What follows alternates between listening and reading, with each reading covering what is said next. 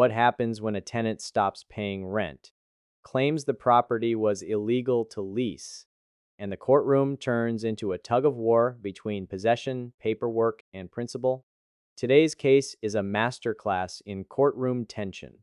A tenant facing eviction says she was wronged from day one. A landlord wants his property back. And the judge, caught balancing the law, procedure, and patience, all while multiple cases collide. There's talk of expired certificates, withheld rent, escrow disputes, and a looming move across the country. But here's the real question. Is this a fight for justice or a procedural mess spiraling out of control? Stick with us, because this case takes more turns than you'd expect, and the stakes only get higher from here. Your name? Susie Norman. All right. And where are we on this, folks? I just spoke with Ms. Norman outside, and she has a job starting in Seattle November 4th. So she's agreed to return the property by November 1st. Is that right? Well, I had a job. I was supposed to already be out there. Yeah. But the case got adjourned from September 24th to today. Right. So yeah, they gave me until November 4th to get out there and be on the job. So, but I also have another case in court in regards to this matter as well. This case is separate. He told me out there, this is a different case, but I'm here to fight, Your Honor, period. Because I'm here to fight. And you knew that. You knew that from the very beginning I came in this court. And that is the truth. And I'm here to fight for what is right. Okay. But what case is that one? Is that before a different judge or? Your Honor, I picked up a complaint on Friday, case number 241C3728. It's a general civil case. Been filed in general civil court. I picked up the service on Friday. It's a complaint handwritten. Give us that case number again. Okay. And is it signed to bar? Nothing's happened. Nothing's happened because you just picked up the complaint, so they've got to answer. Okay, that's before a different judge, before Judge Barr. So as far as this case is concerned, you're going to be moving by the first, November 1st. Okay. That's the goal. But I mean, I have to be back in court for that because I want to see that through, because it is attached to see my complaint that I filed, the case, because that is against Mr. Stanford, the civil case. So. Okay. So I don't know what you're telling me. What are you telling me? I was just saying that yes, November 1st. He wants the property back, but they're attached. So I will. What's attached? So it stems from the reason that I filed in the civil case is because of this case, because of this possession case. Okay, but what's the base? Can I see a copy of the complaint? Hopefully It does claim that he didn't have a certificate of occupancy, and so it's not really clear as to what. Okay, so ma'am, what do you want to have happen in this case? I mean, you're going to vacate in this case. Yeah, you're going to vacate the premises. You said November 1st, correct? Yeah. Mm-hmm. Okay.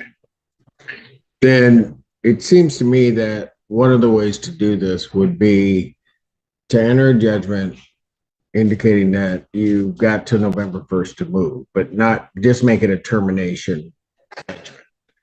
I would reserve the issue regarding the escrow pending the outcome of that case.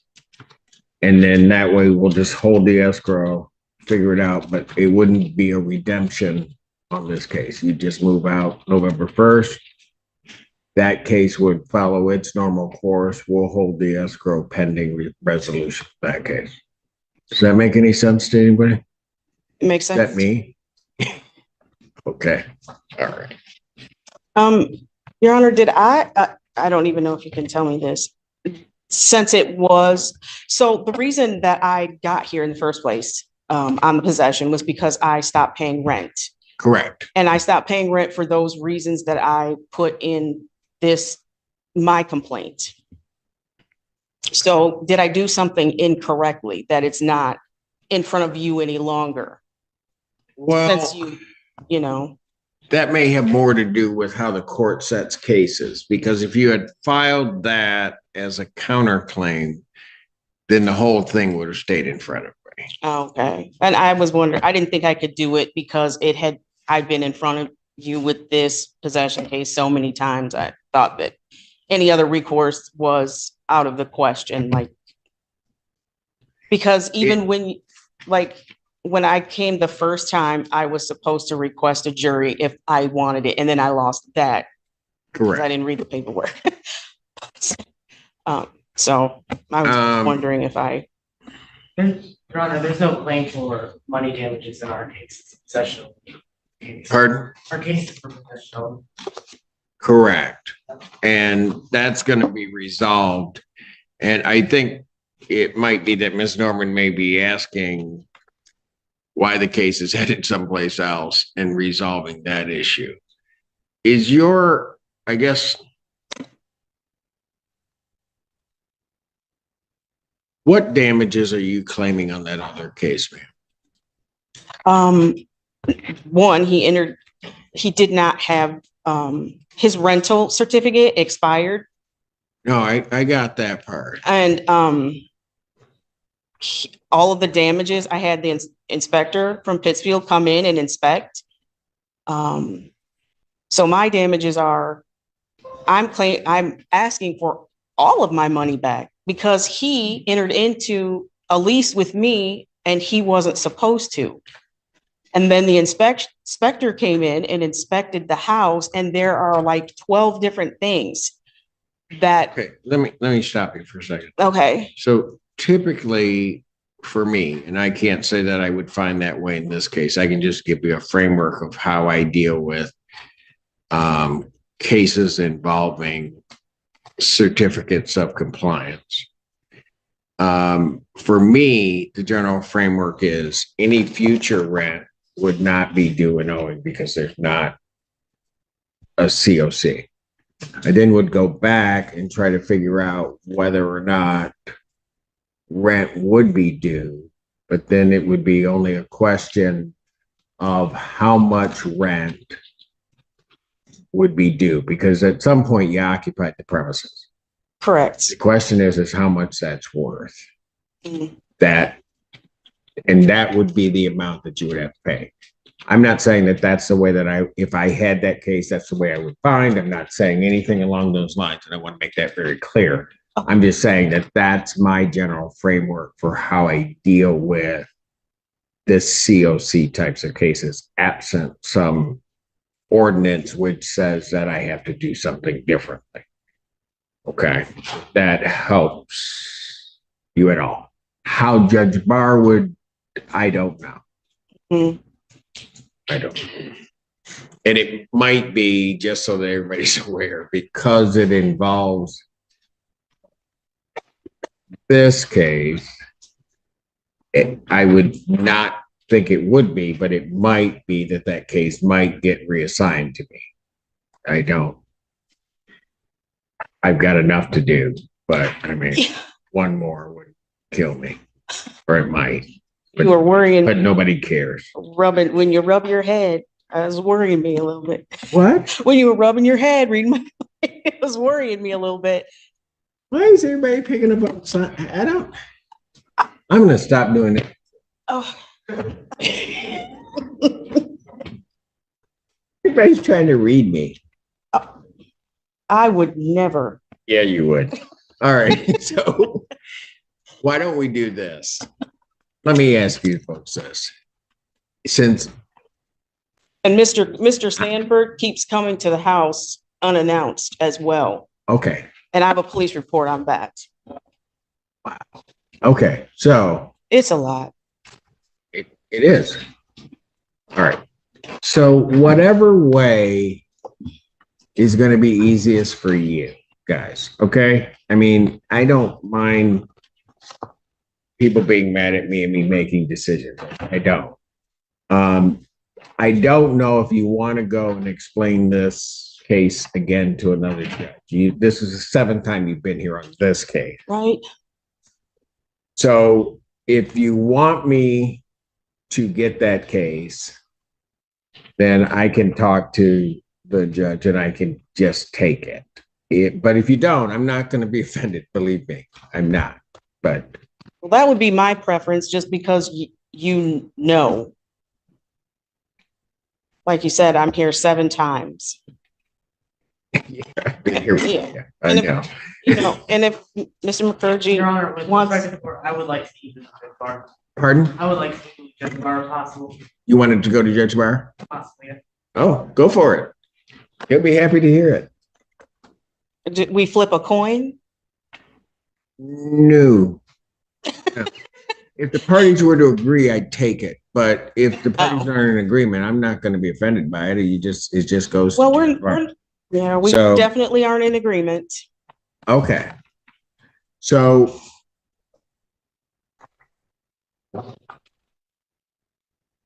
Can you guys draft up a judgment for November 1st? Your Honor, I can draft up a judgment, consent judgment. I might have problems getting Ms. Norman to sign. So. Why? I don't know if she agrees to sign it, but I've sent her conditional dismissals before we've agreed on it. She said she's not signing until the judge agrees to it. So I did say that one time in front of it, like in the courtroom. I didn't want to sign it without you knowing, because I you know. rule in this courtroom. This I is know. your thing. And I want you to know everything that goes on. I remember. Yeah. I remember. So that. that was the I one don't know. time. Counsel, I don't understand that. We all just sat here. She said she's moving by November 1st. I said, prepare a judgment. He doesn't believe I have a job either in Seattle. He questioned that just Your Honor, 2 minutes ago. That's not accurate. That is That's accurate, not sir. accurate. Yes, it is. Absolutely. I'm not here to argue about that. I'm here to argue about that. 100%. And I'm here to fight. And I said that. I was wronged in the first place, sir.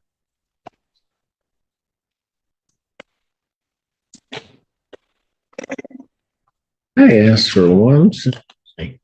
Sorry. My apologies. You guys want me to just set it for trial? I don't have a problem doing that. Okay. Okay, what? I will go, if you want to set it for trial. Your I'm Honor, just saying I do, but Okay. I asked for a judgment. It seemed like we were all in agreement. I asked for a judgment. And Well, the little remarks from Mr. McCurdy they're unnecessary in my world. Your Honor, if the date of that file is after November 4th, it would be after the date she has to report to work.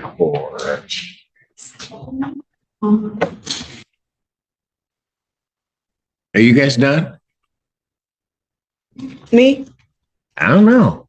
Yeah, you guys are talking, so I just decided to have another conversation. Oh, no disrespect. I really don't want to. It's okay. I'm used to being disrespected. Oh, So by him. I don't know why I said that. No, you're my boy. We're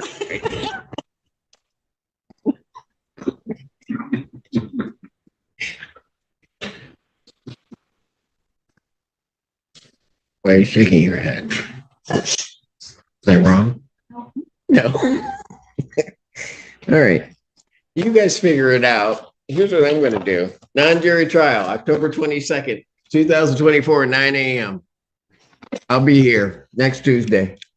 right, thank and we'll you. just try it. Thank you. Again, my I don't know what apologies we're for trying, being. but we'll just try it. Okay. My apologies for being disrespectful. You are not I disrespectful. feel like I was a little bit. So What? I said, I feel like I was a little bit, To me? but that was not to you, 100% not to you. Oh, okay. Then I'm not hurt by it. Whatever you did. I'm good. All right. Thanks, guys. Been real. That was a legal term. No, after that, I'm not calling anymore. I am so done. All right, let's slow this down and break down exactly what just happened here, because this courtroom exchange is a perfect example of how disputes don't always hinge on who's right, but on how, when, and where claims are filed. At its core, this was a possession case. The landlord wants the property back. And on that narrow issue, the court made one thing very clear: the tenant is expected to vacate by November. Saint. That part is straightforward. But what made this case complex and frankly emotional is everything attached to it. The tenant openly admits she stopped paying rent, but she doesn't see that as wrongdoing. From her perspective, the landlord never should have been collecting rent in the first place. Because the rental certificate, the certificate of occupancy or compliance, had expired. That's not a small claim. In many jurisdictions, renting a property without proper certification can carry serious consequences. And that's why she filed a separate civil case seeking damages and potentially the return of rent she already paid. Here's where procedure matters. The judge explains that if those claims had been filed as a counterclaim in this possession case, everything would have stayed together under one judge. But because they weren't, the court system split the issues. This courtroom could only deal with possession, not damages. That's not personal, that's process. The judge even walks through how cases like this are often analyzed. Typically, if a landlord lacks a valid certificate, future rent may not be owed. But past rent? Or nuanced question. The court has to weigh the value of occupancy because the tenant did, in fact, live there. That doesn't automatically mean full repayment, and it doesn't automatically mean no repayment either. That determination belongs in the civil case, not here, and that's why escrow becomes such a key issue. Instead of ruling immediately on money, the judge proposes holding funds until the civil case plays out. It's a balancing act, protecting both sides without overstepping jurisdiction. But beyond the legal mechanics, let's talk about the human element. This is the 7th appearance on this case. Emotions are frayed. There are accusations of unannounced visits. There's a police report mentioned. There's frustration on both sides. And you can hear it in the interruptions, the side comments, and the judge's visible effort to keep things moving forward. When the parties can't agree on a consent judgment, the court does what courts are designed to do. It sets the matter for trial. No jury, a firm date. Evidence will speak louder than argument. That's not a punishment. It's due process. Okay, so what are the takeaways here? First, procedure matters just as much as substance. Even strong claims can lose momentum if they're filed in the wrong place or at the wrong time. Second, possession and damages are not the same thing. Winning one does not automatically win the other. And third, courtroom persistence cuts both ways. Repeated appearances don't always equal progress. Sometimes they signal unresolved strategy. Now, here's where I want to hear from you. If you were the tenant, would you have handled this differently? Filed everything together? Or do you think the landlord should bear full responsibility if the certification truly wasn't valid? Drop your thoughts in the comments, because this is one of those cases where reasonable people can disagree. And finally, if you found this case as shocking, layered, or eye-opening, as we did, Make sure to hit that like button, share your thoughts in the comments, and don't forget to subscribe for more jaw-dropping courtroom breakdowns. This is where law meets real life, and we'll keep breaking it down one case at a time. Dut in Salish.